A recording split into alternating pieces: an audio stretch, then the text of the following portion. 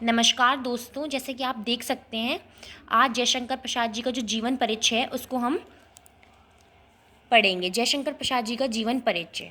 छायावादी युग के प्रवर्तक महाकवि जयशंकर प्रसाद जी का जन्म 30 जनवरी 1889 में उत्तर प्रदेश के शहर वाराणसी में एक प्रसिद्ध साहू समृद्ध और व्याख्यात परिवार में हुआ था। इनके पिताजी का नाम बाबू देवी प्रसाद था। इनकी माताजी का नाम मुन्नीबाई था।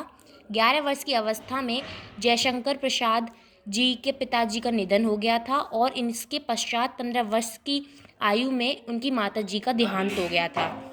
इन्होंने प्रारंभिक शिक्षा है वो वाराणसी में की थी, किंतु इन्होंने जो हिंदी और संस्कृत का जो अध्ययन है वो खुद अपने आप स्वयं किया था। जयशंकर प्रसाद जी अत्यंत साहसी थे, लेकिन किंतु संघर्ष और जो चिंताओं के कारण इनका स्वास्थ्य जो था वो खराब हो गया था। यह भी एक क्षय रोग से पीड़ित हो गए थे और जो इसी रोग के कारण जो सन 1937 ईस्वी में इनकी मृत्यु हो गई थी। तो जैसे कि दोस्तों आप देख सकते हैं, ये जयशंकर प्रसाद जी की फ़ोटो है।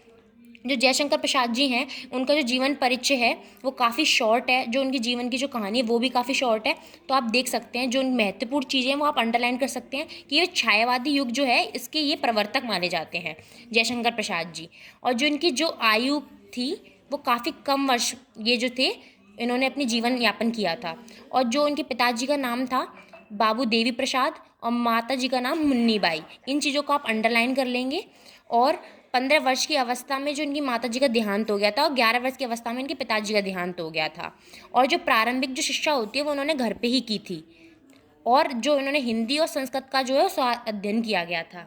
तो जयशंकर प्रसाद जी अत्यंत साहसी थे और संघर्षवादी थे। आप देख ही सकते हैं जिस व्यक्ति के माता पिता नहीं है उसने स्वयं अध्ययन किया और स्वयं अपने जीवन का जो जीवन है वो उससे अच्छी तरह जिया और साथ में वो एक महाकवि बने और छायावादी युग के प्रवर्तक भी रहे। तो आप सोच सकते हैं उस व्यक्ति का जीवन कितना संघर्ष में गया होगा।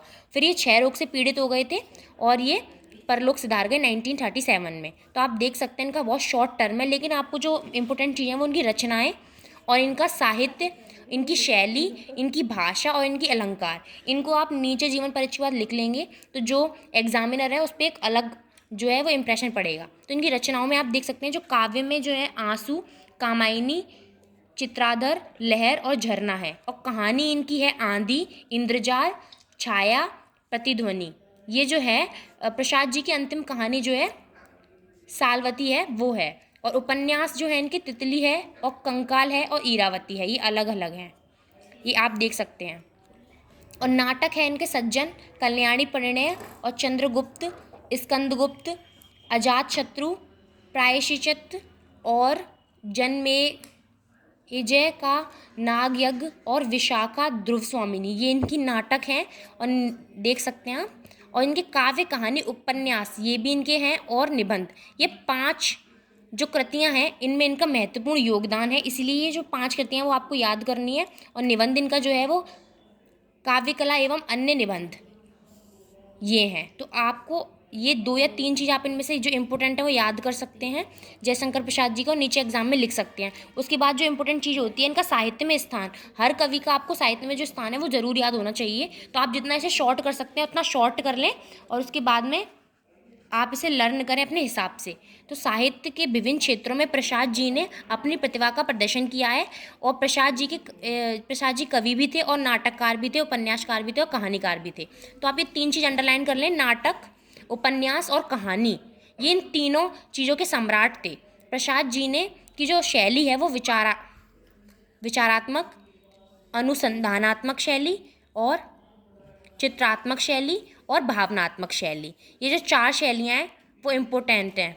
तो आप इनकी शैली याद कर लीजिए। उसके बाद में आ जाते हैं हम भाषा के ऊपर। तो प्रसाद जी की जो भाषा है वो कई स्वरूप में धारण की है इन्होंने अपनी भाषा। इनकी जो भाषा है उसके स्वरूप विषयों के अनुसार ही गठित हुए हैं, यानी इन्होंने अपनी हर विषय पे जो उसकी जो भाषा का स्वरूप है वो चेंज किया है, उसको परिवर्तित किया है। इन्होंने रचनाओं का आरंभ ब्रजभाषा से किया था और फिर खड़ी बोली को अपनाकर उसे परिष्कृत, प्रभावमयी और संस्कृतनिष्ठ भाषाओं के रूप में अपनी काव्य भाषा बना लिया। और प्रसाद जी की जो स्वयं की भाषा थी वो श्रृंगार, संस्कृत एवं तत्सम शब्दों से किया है। जो प्रसाद जी की स्वयं की भाषा थी उसको आप अंडरलाइन कर सकते हैं। तो अब भाषा हो गई और शैली हो गई। और इनका जो साहित्य में स्थान है वो आप देख सकते हैं, नाटककार, चित्रात्मक और भावनात्मक जो शैली उसमें ज़्यादा है। तो जो इनकी भाषा है वो मुहावरों और लोकोक्तियों के प्रयोग नहीं के बराबर है। इनकी भाषाओं में लोकोक्तियों और मुहावरों का जो प्रयोग है वो नहीं के बराबर है। विदेशी शब्दों का प्रयोग भी इनकी भाषा में नहीं मिलता है। विदेशी शब्दों का भी प्रयोग इनकी भाषा में नहीं है। प्रसाद जी की जो दृष्टि है वो समयमूलक अलंकार पर ही रही है, साम्यमूलक अलंकारों पर ही रही है। प्रसाद जी के जो प्रिय अलंकार हैं वो रूपक है और उपमा है, उत्प्रेक्षा है और प्रतीक आदि इनके अलंकार है। तो अलंकार, शैली, भाषा ये इंपॉर्टेंट है। इन चीज़ों को आप अलग से अंडरलाइन करके नंबर बाई नंबर लिख सकते हैं। और रचना है इनकी, तो पहले आप जीवन परिचय लिखिए, जो इंपॉर्टेंट अंडरलाइन कर लीजिए उन चीज़ों को, और फिर उसके बाद में आप रचना लिखिए। 5 रचनाएं हैं। उसके बाद में आप शैली लिखिए, भाषा लिखिए और उनके अलंकार बता दीजिए, और जो साहित्य में जो इनका स्थान है आप वो बता दीजिए। तो आपका जीवन परिचय कंप्लीट हो जाएगा और आपको एग्जाम में फुल मार्क्स मिलेंगे।